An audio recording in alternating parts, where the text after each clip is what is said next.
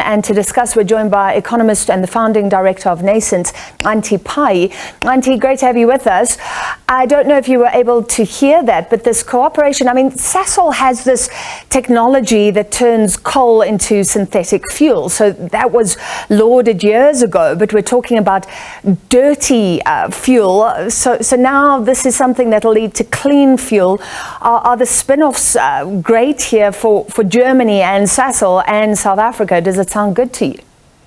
It sounds really, really good, because I think where we are, we definitely need some changes or some exchange in terms of science and technologies that are going to take us into the future. Let's remember that Germany is one of the leading countries that have been, in terms of technically being strong, science and improvements. And so what we're actually going to get from them is something that we definitely will need, especially because we need to move along into cleaner energy and be able to actually have those transfers in terms of science and the know-hows that they bring. Yeah. And I think it's important, of course, to remember that, we've had this cooperation with Germany on a number of fronts. And I think one of the key things that Nombu was saying there that I think is very, very important is thinking about also the education and the training that we get, because we know Germany at this moment has less than 2% unemployment.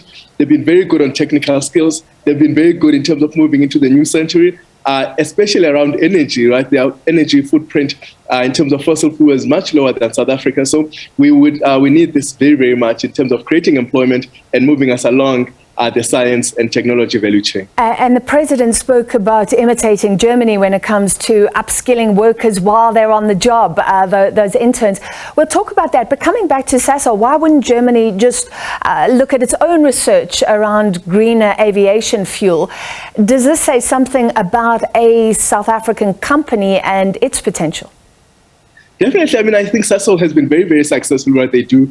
We know also not too long ago, they ventured into the US market, which is very highly competitive and established in terms of technology. So that tells you that if Sasol can actually have something to exchange into these markets, certainly Germany may want to do that. Of course, we want to receive as much as, remember, it's all about cooperation. So what they can do is important. But I suspect also it is also about the positioning of Sasol in South Africa, in Southern Africa, and then on the continent.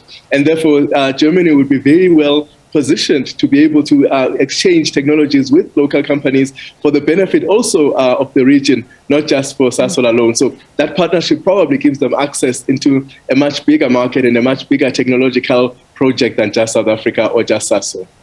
What about the issue playing out right now? We haven't heard much about the shale gas offshore projects as well. Shell was going to do seismic testing for oil and gas. That was stopped. Am I correct to say that there's, besides this cooperation agreement, there's not a major gap for South Africa to step in as Europe tries to wean itself off Russian gas, for example? Germany has been heavily reliant on Russia.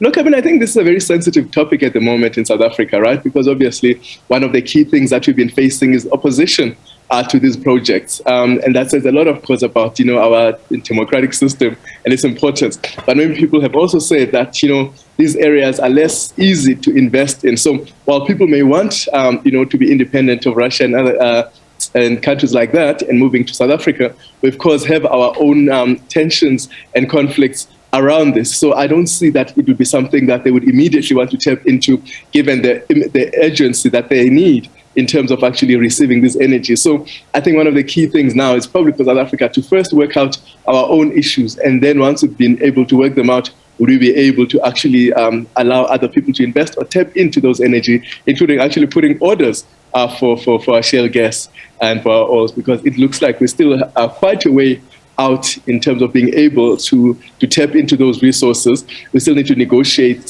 socially. We need to actually work through all of the required steps before we can actually all agree that this is something we need to do. Yeah. But do you think that's a worthy process, or are we missing out on a massive opportunity because we haven't got that contract right and we haven't agreed on what is acceptable and what is not?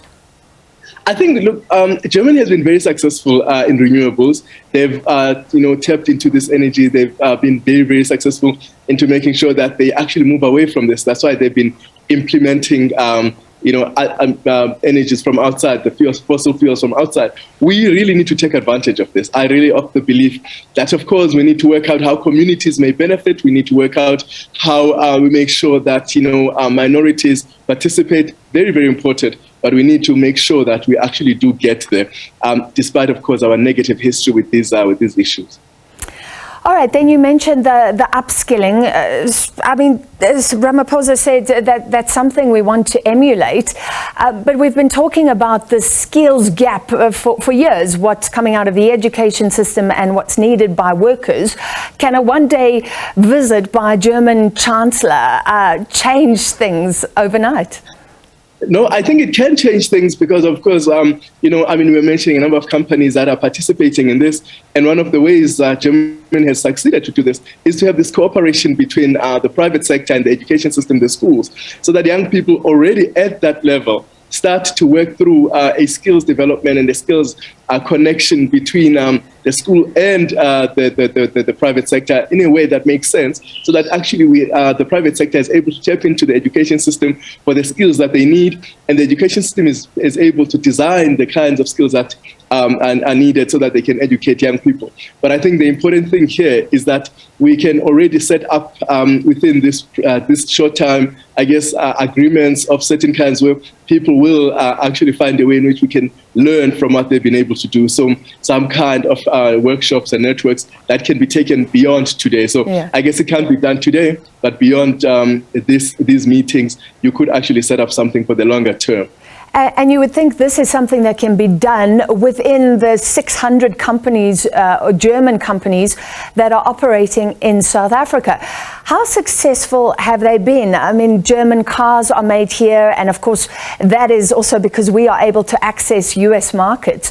Has that been a huge draw card? And what about the other companies operating in South Africa? Well, I mean, some companies have been very, very successful to work in our market, especially with our labor complications. I know, for example, Mercedes-Benz has been very, very successful in being able to play a role here. So, I mean, the German cars are able, we produce this. We don't see much, as we have seen in many years before, in terms of the conflict that you see in the environment. Certainly, there's a lot of opportunity to that. They've already been participating in trying to include locals. We've got these firms registered locally, producing locally, and doing more and more investment locally. So I think that's already a positive step. What we need to is to solidify that and actually create more of that trust.